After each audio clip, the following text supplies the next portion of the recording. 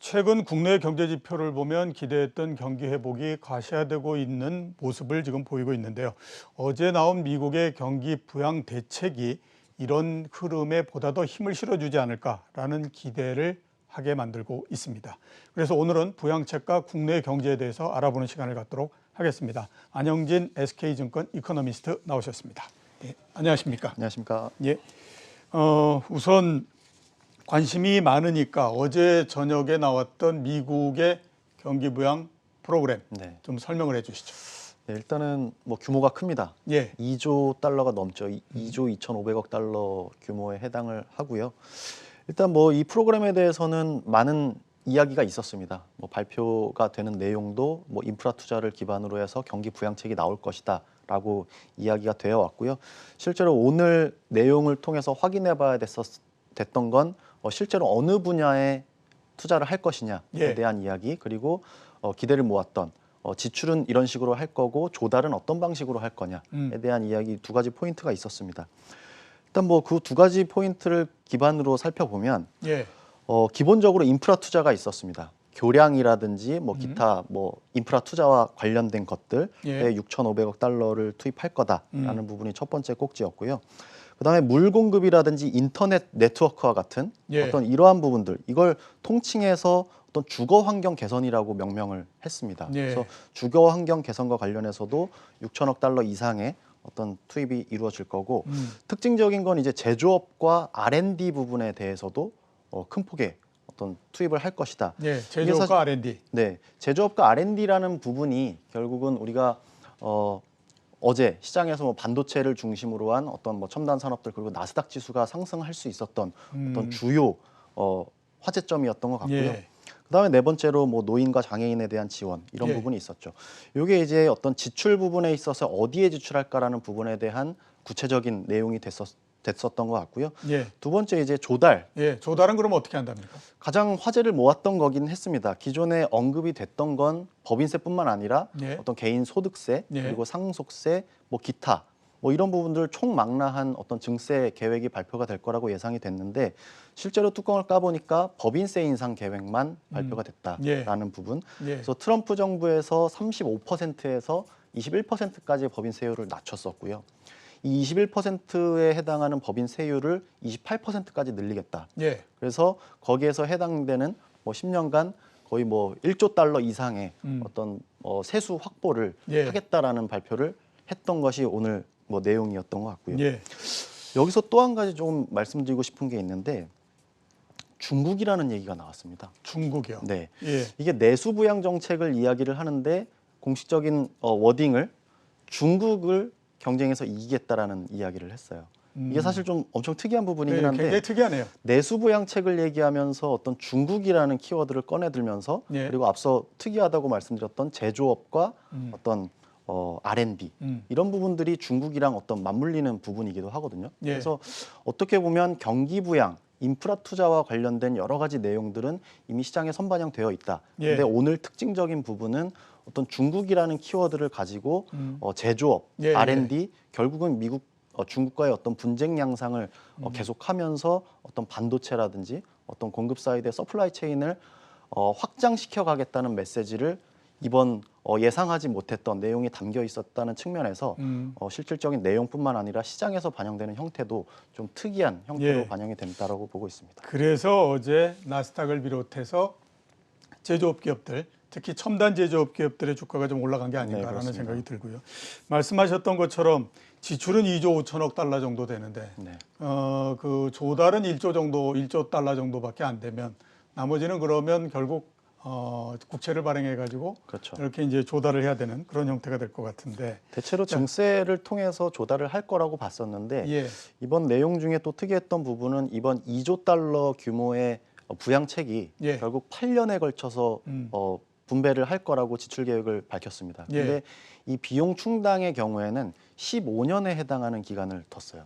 그러면 뭐 국채 발행은 더 늘어날 수. 그렇죠. 그러니까 8년 동안 쓸 수 있는 재원을 15년에 걸쳐서 조달한다는 얘기는 결국은 국채 발행이 동반이 될 수밖에 없다. 그래서 어떻게 보면 주식시장 입장에서는 법인세 인상을 통해서 EPS 그로스가 감소되는 효과로 인해서 조금 부정적인 효과를 예. 줄 수가 있겠고요. 채권 시장 입장에서는 기존에 뭐 증세로 대부분 충당하겠다라고 생각했던 거에서 국채 발행이 불가피해졌다라는 부분들은 수급상의 영향을 비춰봤을 때 어떤 금리 상승의 재료로 활용이 될 수 있는 여지는 있습니다. 금리 상승의 재료로서 일단 들어갈 수 있는 네. 영향이 있다. 이렇게 말씀해 주셨고, 그러면 최근에 금리가 1.7%까지 올랐다가 현재는 어느 정도 그 수준에서 지금 머무르고 있는 그런 네. 그 상태이거든요. 이거를 계기로 해서 금리가 그 수준을 훨씬 더 넘어서 전진할 수 있는 그런 그 계기가 될 거라고 보십니까? 어떻게 판단하십니까? 일단 금리 시장 금리에 대해서는 조금 더 상단을 열어둘 필요가 있다라고 예. 보고 있는데요. 일단 실제로 이 뭐 발행 이슈뿐만 아니라 기본적으로 특히 단기는 정책 금리에 연동이 되면서 장기 금리는 이제 경상적인 성장과 관련된 인플레이션 기대라든지 또 성장에 대한 기대가 반영되게 마련인데 예.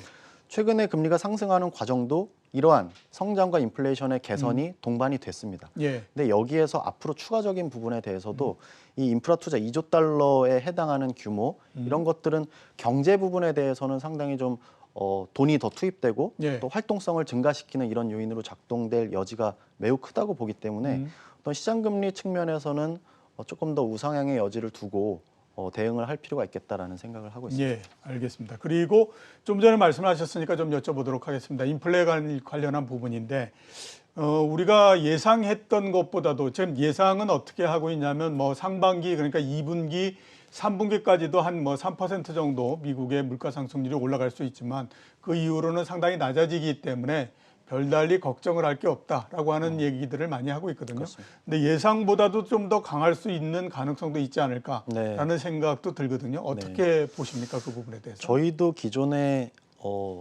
가장 예. 피크가 2분기 그리고 3분기부터는 슬로우 다운하는 궤적으로 인플레이션이든 경기든 그런 궤적으로 봐왔었는데 이 최근에 어떤 업데이트 상황 그리고 연준의 어떤 경제 전망 이런 것들을 종합적으로 고려해 보면 경기 회복의 속도는 매우 빠르고 인플레이션에 대한 생각은 조금 더 가중될 수 있다라는 생각이 듭니다. 예. 그걸 증명할 수 있는 데이터가 있는데 아웃풋 갭이라고 하는 예. 어떤 좀 있죠. 용어는 어려울 수 있겠지만 단순하게 표현을 하자면 경제 내에서 총 공급보다 실제 수요가 얼마만큼 해당이 예. 되느냐. 그러니까 가지고 있는 모든 재원, 네. 인력도 넣고 그다음에 기계도 넣고 넣어가지고 네. 충분히 아무튼 이렇게 생산할 수 있는 거에 비해서 네. 수요가 얼만큼 더 많으냐. 그래서 그렇습니다. 수요가 더 많으면 당연히 물가는 상승을 하는 거고 그렇습니다. 이런 거를 이제 보는 거죠. 그래서 총 공급보다 총 수요가 높다면 물가 상승 압력이 높은 거고 예. 그렇지 않다면 물가 하락 압력 내지는 인플레이션이 제한된다라고 말씀을 드리는데 예.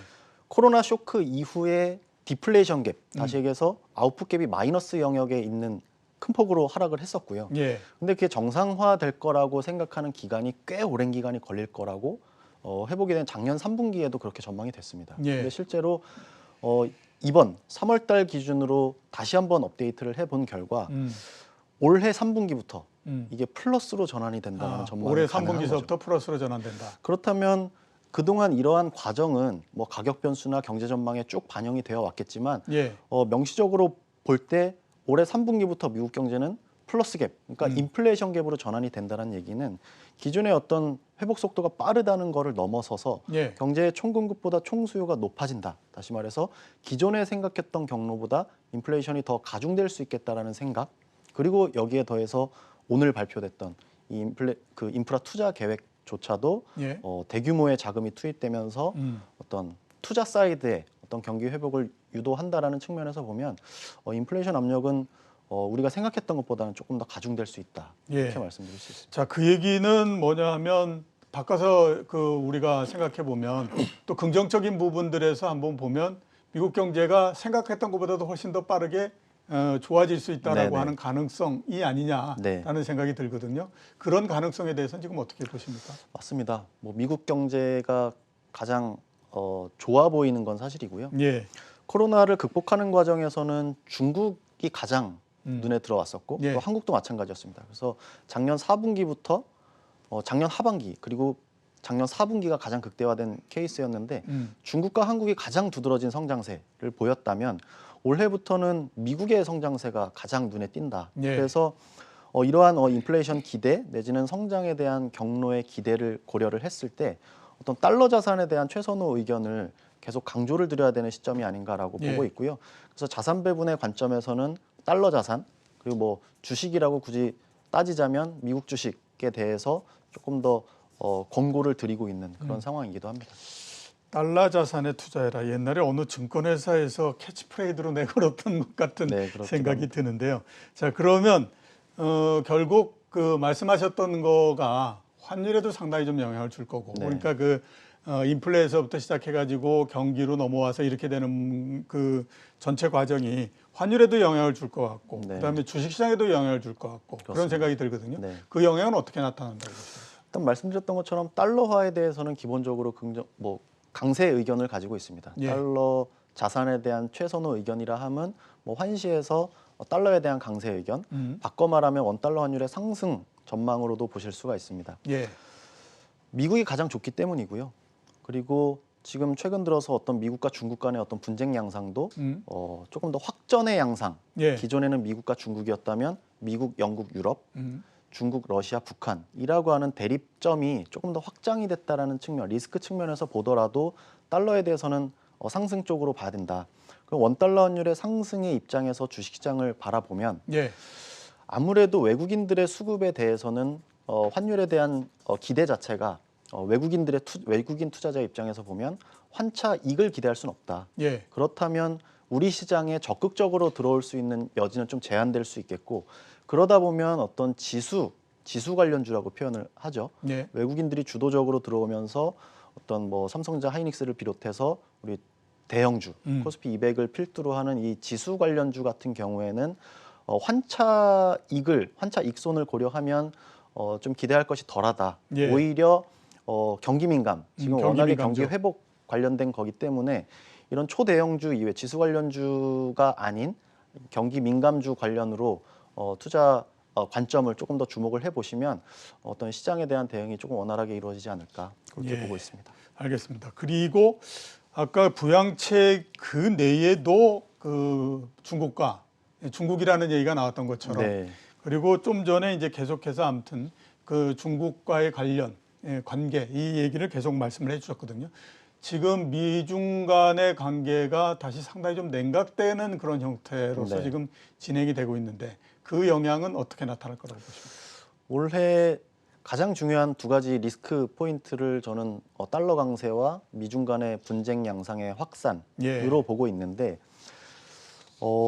미중 간의 분쟁에 대해서는 3라운드라고 보여집니다. 예. 기존의 대체적으로 언급이 됐던 게 트럼프의 극단적인 보호주의, 예. 중국 때리기 정책에서 바이든 정부로 넘어오면서 다자주의로 전환이 되면서 이 리스크가 좀 경감이 될 거다라고 예. 하는 이야기들도 많았었는데 사실상 따지고 보면 지금 보여지는 신장 위구르 지역에 대한 인권 문제 그걸 제재하는 과정에서 이 부분이 여실히 드러나고 있습니다. 예. 미국은 결국 중국이라는 배타적인 존재로 규정을 하면서 민주주의와 대립되는 권위주의로 규정을 합니다. 예. 그리고 민주주의라는 이름 하에 동맹을 다 집결시켜서 어떤 중국을 때리려고 하는 움직임들 이게 전형적으로 신장 위구르 지역을 대변하는 미국, 영국, EU 그리고 중국, 러시아, 북한이라고 하는 대립점으로 확산된 거라고 보고 있고요. 예. 이러한 어떤 블록화 그리고 미국과 중국 간의 대립 양상은 앞으로 글로벌 경제에서 계속 우리가 이제 시작점이다라고 말씀드리고 있을 정도로 예. 계속 좀 진행이 될 여지가 있다. 이런 부분들은 어떤 경제뿐만 아니라 시장 관점에서도 여러 가지 좀 분란을 일으킬 만한 소지가 있기 때문에 계속 팔로우를 해야 된다. 예. 이렇게 말씀드립니다. 미중 관계 역시 올해에 계속해서 좀 팔로우를 봐야 된다. 이렇게 이제 말씀을 해 주셨습니다. 네. 예, 오늘 나와주셔서 감사합니다. 네, 고맙습니다. 지금까지 안영진 SK증권 이코노미스트였습니다.